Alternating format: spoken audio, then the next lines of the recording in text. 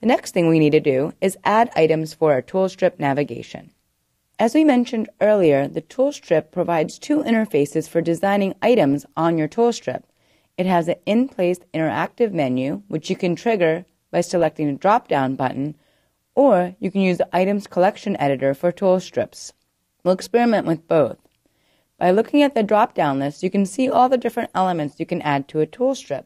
Button, label, split buttons, drop-down buttons, etc. Things that you can expect in a toolstrip. If you look at Visual Studio's toolstrips, you can see it has a combination of separators, buttons, and drop-down menus.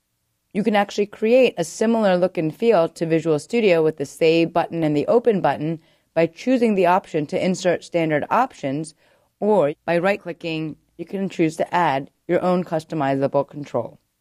Let's go ahead and add a button. By default, a button will be added with a generic image element. Let's go ahead and modify this.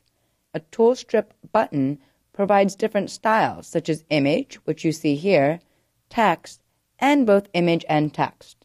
We'll use the latter as our style for the toolstrip buttons on our navigation system. First, let's give it a name. By default, it's called Toolstrip Button 1. It's reflected both in the text style as well as in the name itself. Scroll to the top and change the name to be Toolstrip Button Find Item. This button will allow the user to navigate to the screen that allows them to search for different items in the inventory. We selected Find Item. The next thing we select is Display Style. As we indicated, we want it to be both image and text. So from the drop-down menu, select Image and Text. Next, let's set a few more properties of our toolstrip button. We want to spend a lot of time setting this button because it's going to serve as the basis for all other buttons. Once we've created this button, we'll simply copy-paste it to copy over any common denominators. Later on, we'll go back and customize each button with an appropriate image. The next thing we'll do is modify both margins and padding for this control. Let's scroll down to Margins. Let's set this to be standard, all zeros. Type in 0, 0, 0, 0. If you take a look at the button on your screen, you'll see the changes as we're making them. So for the padding, let's change that to be 3 on all four sides. Type in 3, 3, 3, 3. Now you can see in the design pane we have a little bit more room around our text and our image. Now let's go ahead and change the name of this. Let's change the name to be Find Item. Let's change the text alignment to be middle left. We also have a visual indicator just like we did with the dock property. Select middle left. To make it easy, now that we have a control property set, we can just copy this control over and over again until we have all the elements we need. Select the Find Item button and copy it.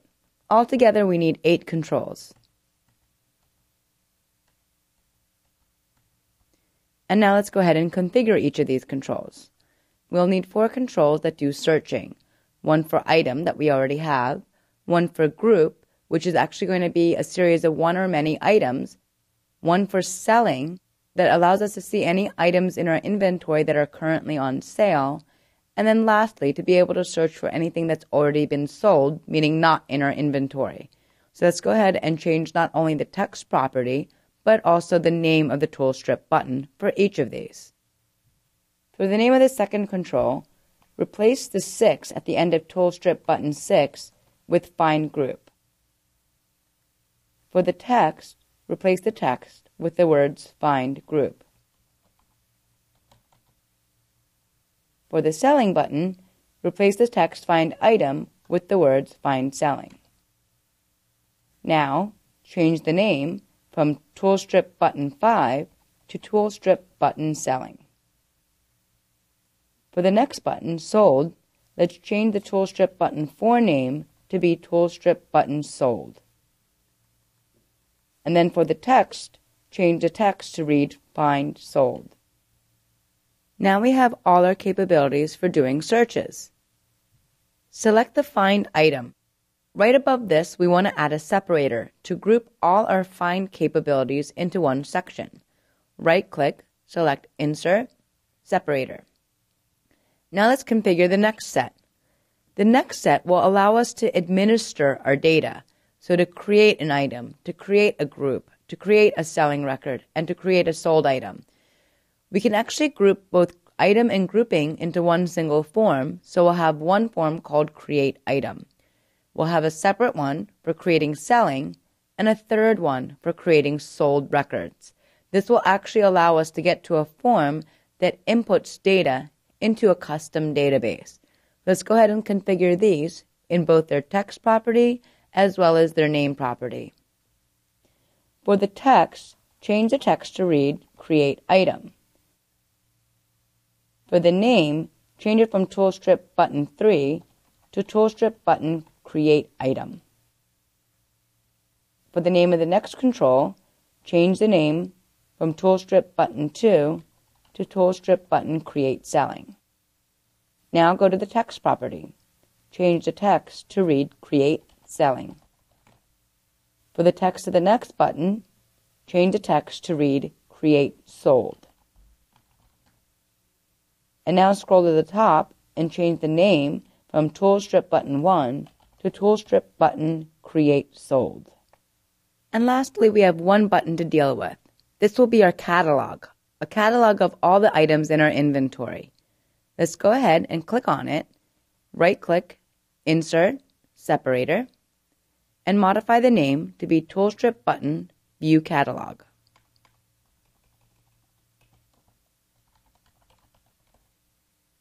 And change the text property to be View Catalog. Select Save All to save all your changes.